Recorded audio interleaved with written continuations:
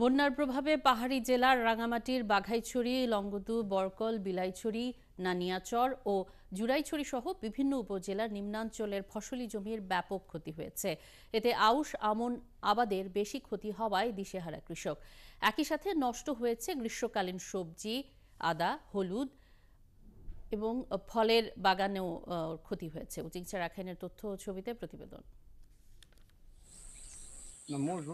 দেখে বোঝার উপায় নেই এই জমিগুলোতে আমন চাষের বীজতলা তৈরি হয়েছিল। এখনো পানিতে ডুবে আছে অনেক জমি। যেখানে পানি নেমে গেছে সেখানে বালিতে চাপা পড়েছে বীজতলা। কৃষকরা বলছেন, উজান থেকে নেমে আসা ঢলে কাপ্তাই হ্রদের পানি বেড়ে প্লাবিত হয় ৬টি উপজেলার নিম্নাঞ্চল। বেশ কয়েকদিন পানিতে ডুবে থাকে গ্রীষ্মকালীন সবজির ক্ষেত সহ আমন ধানের বীজতলা।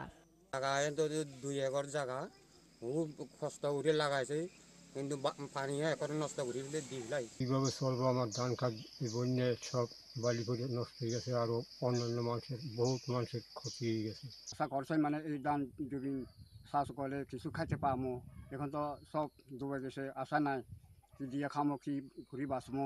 একটারই জায়গার মতন ক্ষতি হয়ে গেছে, লাগাইতে পারি না, পানি সব ডুবিয়ে গেছে।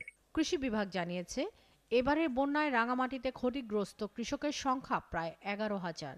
এর মধ্যে আমন চাষিদের মাঝে চারা বিতরণের জন্য আপৎকালীন বীজতলা তৈরি করা হচ্ছে। পাহাড়ের দুই পাশে আমরা মাঝখানে আমাদের যে জমিগুলো ছিল এগুলো বালিতে চাপা পড়ে একেবারে আমাদের ধানগুলো সম্পূর্ণ নষ্ট হয়ে গেছে। আপনারা দেখছেন এই ধানগুলো, কৃষক কিন্তু এখন হাহাকার। আমরা কৃষি সম্প্রসারণ অধিদপ্তর থেকে আমরা আপৎকালীন বীজতলা আমরা তৈরি করেছি। আমরা এটিআই মধ্যে 2363 হেক্টর জমি আমাদের ফসল ক্ষতিগ্রস্ত হয়েছে, যার আর্থিক মূল্য প্রায় 48 কোটি টাকার উপরে, এবং এতে ক্ষতিগ্রস্ত কৃষকের সংখ্যা 10,500 জনের মতো।